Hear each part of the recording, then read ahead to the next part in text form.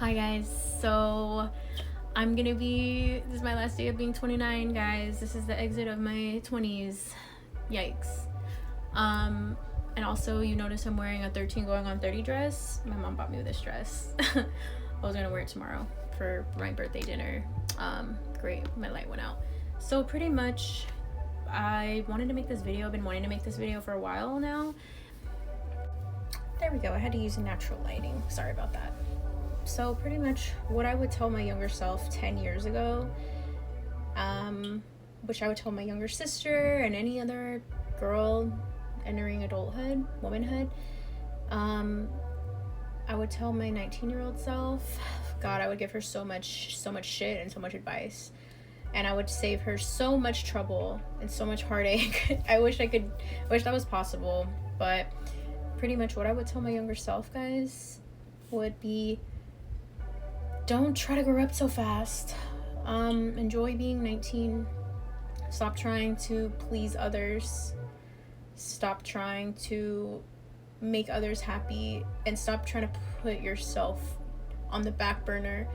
Not that I was doing it on purpose, but realize when you are, and you know you are when you feel drained and you're not living your truth.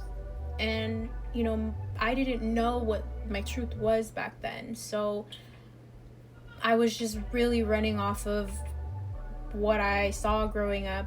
I saw a not healthy relationship from my parents and a lot of codependency, and I feel like I was repeating that cycle. And when you're living from codependency, an area from codependency, you are not being authentic, and you're relying on someone else's approval and someone else's emotions and everything. Pretty much you are not in your own independence. And I think there's a huge difference between being overly independent and codependent. I feel like I am finding that balance in the middle now that I am 29, gonna be 30. Ugh. But anyways, no, I heard that your 30s is a exciting place to be. It's like your 20s, but better. You have more knowledge. So yeah, I don't know. My younger self was kind of an idiot, but we love her. We give her a lot of hugs and grace for being 19, 20, 21. I feel like my best years really started happening when I was 25, 26. I started learning more about me, who I am as a person, and what I want and what I need. I started realizing that what I need as a person and what I actually want in life, which is I want the best for myself. And I wasn't really thinking that, I guess, at the time when I was younger. I wasn't thinking about what I wanted. I was thinking about what society wanted, and we're all kind of raised to be like that, like especially coming from like a half Asian family. My Hispanic family, not so much. They were more curious. You know, it's crazy because both sides of my family were kind of different. My Hispanic side, they're more like family oriented. My Asian side was more school, work, hustle. And my Hispanic side would always ask me, when are you gonna have kids and get married?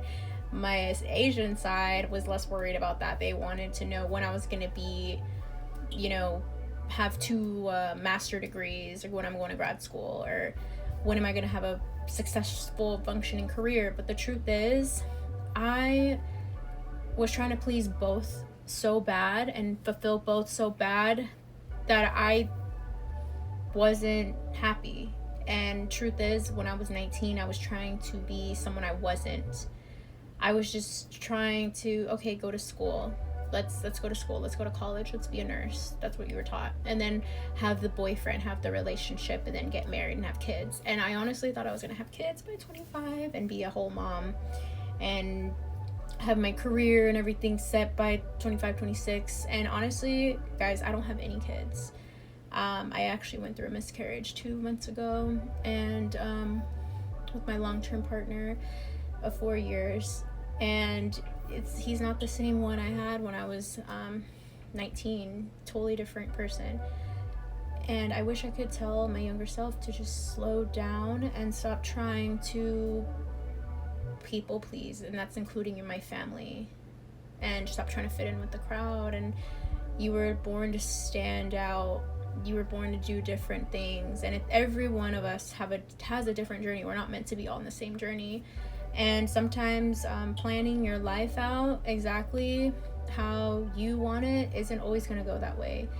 Planning isn't a bad thing, but you know, sometimes life has different plans for you, and I believe God had different plans for me and had a different life path for me. And I didn't really accept that or realize that until I got older, until now. And I'm now accepting that sometimes some things are out of your control, and it's okay. Sometimes things work out for the better, and everything I wanted to work out, sometimes I didn't get that right away. And then whenever I did get it, I realized it wasn't everything I wanted. It wasn't what I actually wanted. And it's crazy. Some things were put on hold for me, and I would ask God, like, why does he hate me? Why aren't things working out for me? Why is X, Y, and Z working out for someone else and not me? And why me? And I was just in victim mentality. And I realized that things happen for you, not to you. And I want to let younger Brie know that things happen for you. They are happening for you always, not to you. And to stop thinking in victim mentality and enjoy the people who celebrate you, celebrate where you're celebrated. Stop chasing people that don't appreciate you. Stop trying to force yourself to fit in somewhere you don't fit, and stop trying to chase what's not for you, because what's for you will feel right, and it'll flow, and it'll fill your cup. The ones that aren't for you, the things that aren't for you, will drain you. They will drain you and suck you dry. And I learned that me chasing partners that they were crazy about me in the beginning, and then later they leave you love starved. They just were not for you. They're not. That was a type of relationship you saw growing up with your family, with your type of relationship you had with your parents, a love you had with your parents that you're trying to play out as an adult, and you don't realize that subconsciously we're playing it out now, what we didn't receive as kids. And our partners are just a reflection of that. And when it doesn't work and that person's not for you, they take you away from the things you love.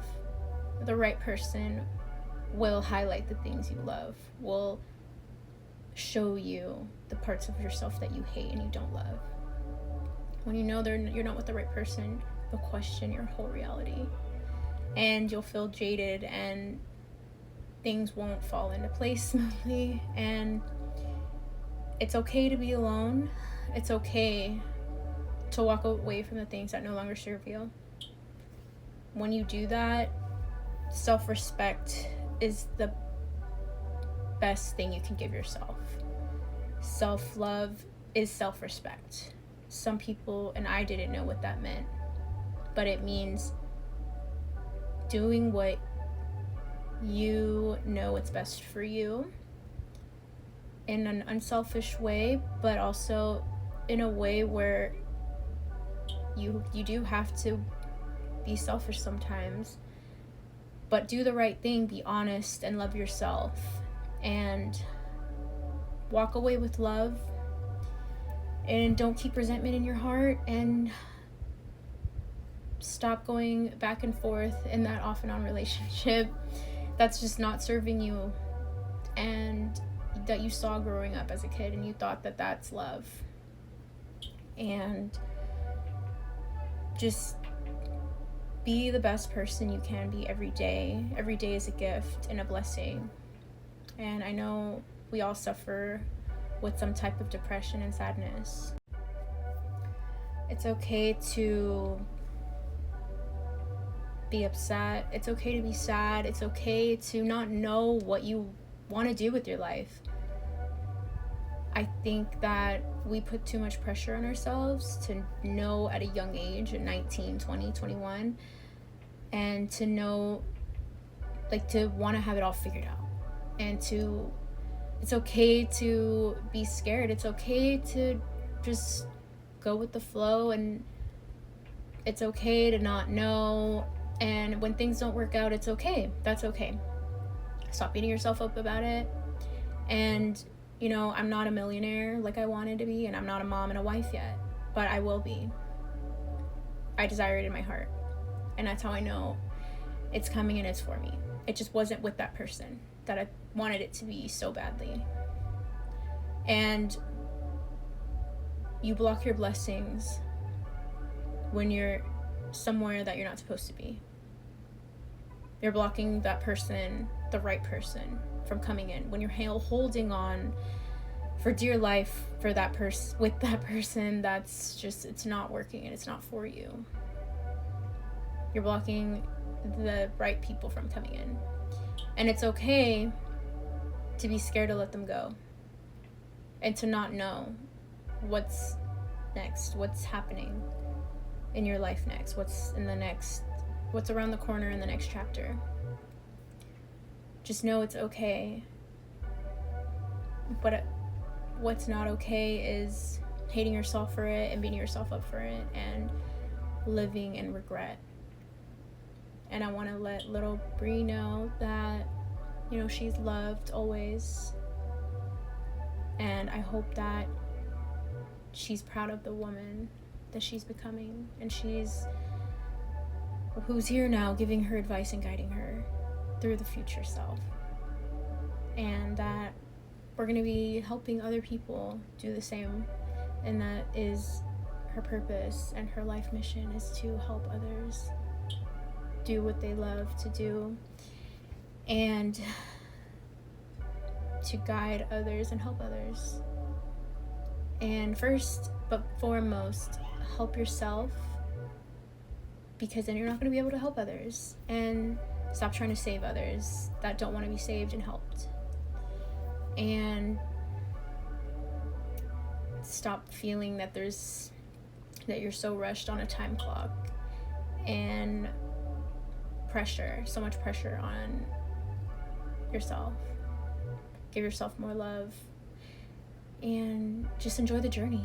Just enjoy the beautiful, crazy, messy, weird, up and down roller coaster of this journey, and embrace everything in your life that you have, whether it's not a lot or whatever it is. There's always some type of good in your life, because you're here and you only have one life, so make the best of it. Make the best of that life. So I hope this helped, and I hope that whoever's watching, it will help you and inspired you today, because that's what I'm here to do and I want to do. And I hope little Bree is proud of what I'm trying to do and help people. Thank you for watching, guys. I love y'all. See y'all in the next episode.